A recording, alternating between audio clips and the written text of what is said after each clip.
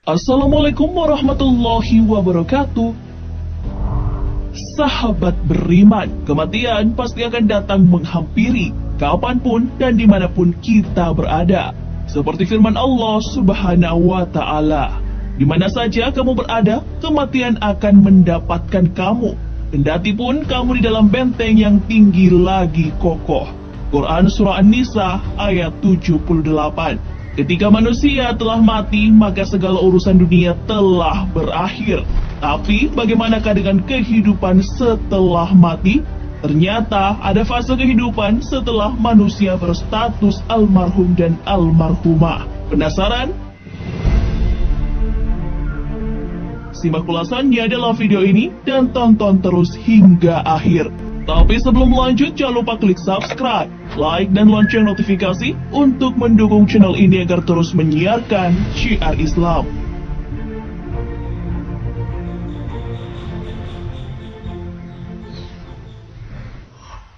Alam barzakh. Alam barzakh merupakan batas dan pemisah antara kehidupan dunia dan akhirat. Seperti yang dijelaskan dalam Al-Quran, antara keduanya ada batas barzakh yang tidak dilampaui oleh masing-masing. Quran Surah Ar-Rahman ayat 20. Alam kubur adalah persinggahan pertama manusia setelah mati. Setelah manusia memasuki alam kubur, ia akan ditanya oleh dua malaikat yang bernama Munkar dan Nakir. Malaikat itu menanyakan tentang siapa Tuhan si mayit, apa agamanya, apa kitab yang menjadi pedomannya, dan siapa nabinya. Semua pertanyaan itu akan dijawab sesuai dengan pengamalannya ketika hidup di dunia, sehingga tidak bisa direkayasa. Dan jika ia lulus dari pertanyaan dua malaikat tadi, maka ia akan diistirahatkan di taman surga untuk menunggu kiamat. Namun jika ia gagal dari dua malaikat tadi, maka ia akan ditempatkan di neraka sampai hari kiamat.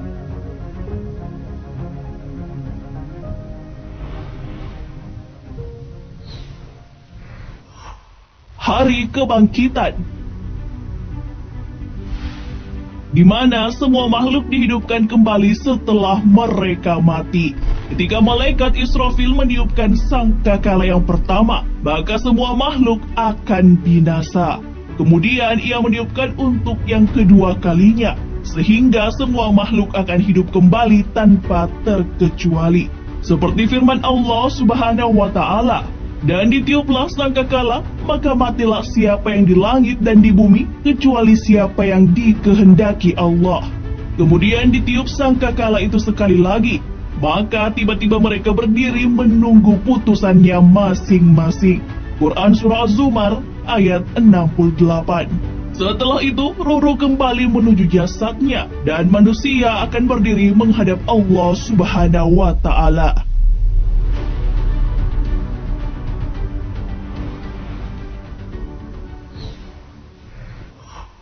Penggiringan ke padang mahsyar. Setelah dibangkitkannya semua makhluk tanpa terkecuali pada hari akhir, termasuk dari golongan jin, manusia, dan hewan, berkumpullah mereka di suatu tempat yang sangat luas, yaitu padang mahsyar.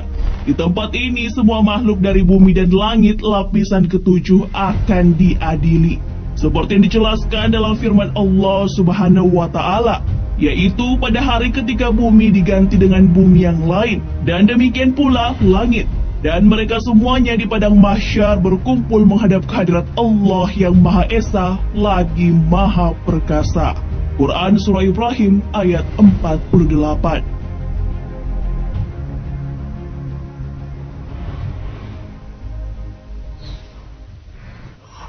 Penimbangan amal baik dan buruk. Yaumul Mizan adalah hari timbangan amal manusia, di mana setiap amal manusia akan ditimbang agar diketahui secara pasti dan yakin tentang amal baik dan amal buruknya. Penimbangan ini dilakukan dengan seadil-adilnya, tanpa ditambah ataupun dikurangi sedikit pun. Seperti firman Allah Subhanahu wa Ta'ala, kami akan memasang timbangan yang tepat pada hari kiamat, maka tiadalah dirugikan seseorang barang sedikit pun. Dan jika amalannya itu hanya seberat biji sawi pun, kami pasti mendatangkan pahalanya. Dan cukuplah kami sebagai pembuat perhitungan. Quran Surah Al-Anbiya ayat 47.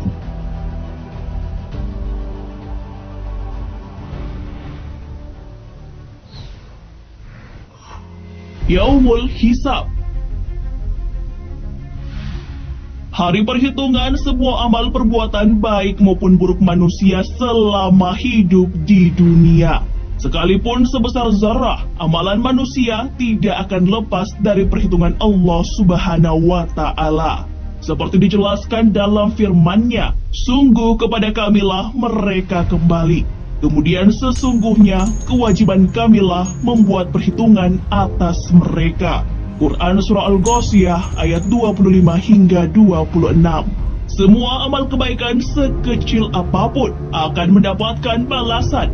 Begitu juga sebaliknya, semua amal keburukan juga akan mendapatkan balasan.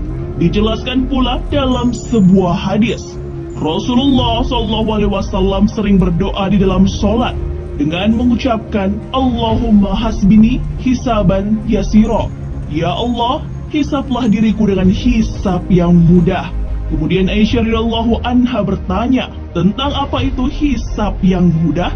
Rasulullah SAW menjawab, Allah memperlihatkan kitab hambanya, kemudian Allah memaafkannya begitu saja. Barang siapa yang dipersulit hisabnya, niscaya ia akan binasa. Hadis riwayat Ahmad dan Ibnu Abi Asyib.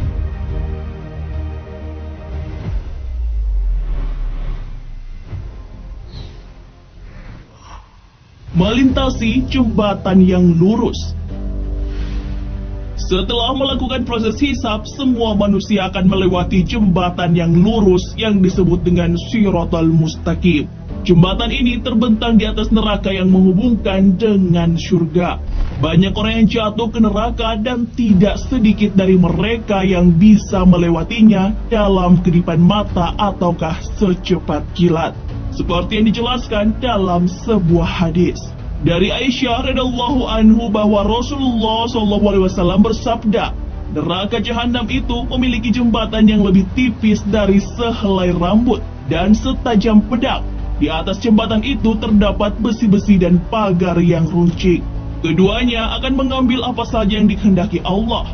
Orang-orang yang ada di atas jembatan itu ada yang berlari secepat kedipan mata, kilat, angin, dan kuda berlari.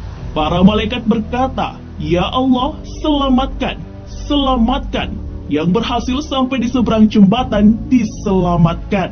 Yang dikoyak juga selamat. Sedangkan yang dibanting ke dalam neraka dengan posisi wajah terlebih dulu masuk ke dalam neraka. Hadis riwayat Ahmad. Sahabat beriman, semuanya tak lepas dari amal baik atau buruk yang dari perbuatan kita masing-masing.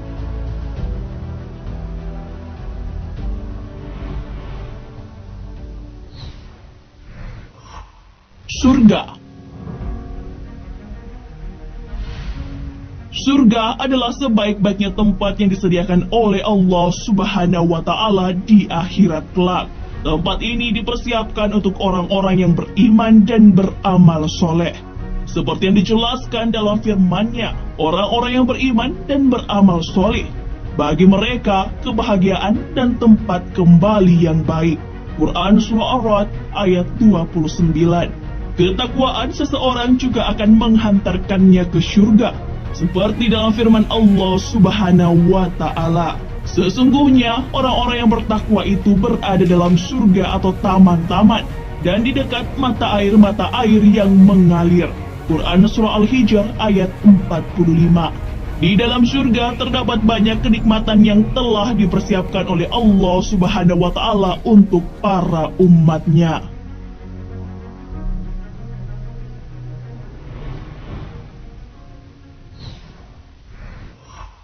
Neraka. Mendengar kata neraka pasti membuat kita merinding dan takut. Neraka adalah suatu tempat yang disiapkan oleh Allah untuk orang-orang kafir. orang-orang yang mendustakan Rasulnya, serta orang-orang yang melanggar syariatnya. Masuk ke dalam neraka adalah sebuah kehinaan, karena ini adalah tempat yang paling buruk di akhirat kelak. Seperti yang dijelaskan dalam Al-Quran, sesungguhnya neraka jahanam itu seburuk-buruk tempat menetap dan tempat kediaman. Quran Surah Al-Furqan ayat 66. Di dalam neraka penuh dengan siksaan dan penderitaan atas segala perbuatan yang dilakukan selama hidup. Seperti firman Allah Subhanahu wa Ta'ala, maka adapun orang-orang yang sengsara, maka tempatnya di dalam neraka. Di sana mereka mengeluarkan dan menarik napas dengan merintih. Mereka kekal di dalamnya selama ada langit dan bumi, kecuali jika Tuhanmu menghendaki yang lain. Sungguh Tuhanmu maha pelaksana terhadap apa yang Dia kehendaki. Quran Surah Hud ayat 106 hingga 107. Sahabat beriman, itulah fase perjalanan hidup kita setelah meninggal kelak. Semoga kita dapat menyeberangi Shiratal Mustaqim dan mencapai jannah, berkumpul dengan para orang-orang yang beriman dan orang-orang yang kita cintai. Amin, amin ya rabbal alamin. Wallahu alam bissawab. Jangan lupa berbagi informasi dengan share video ini, karena sebaik-baik manusia adalah yang paling bermanfaat bagi manusia.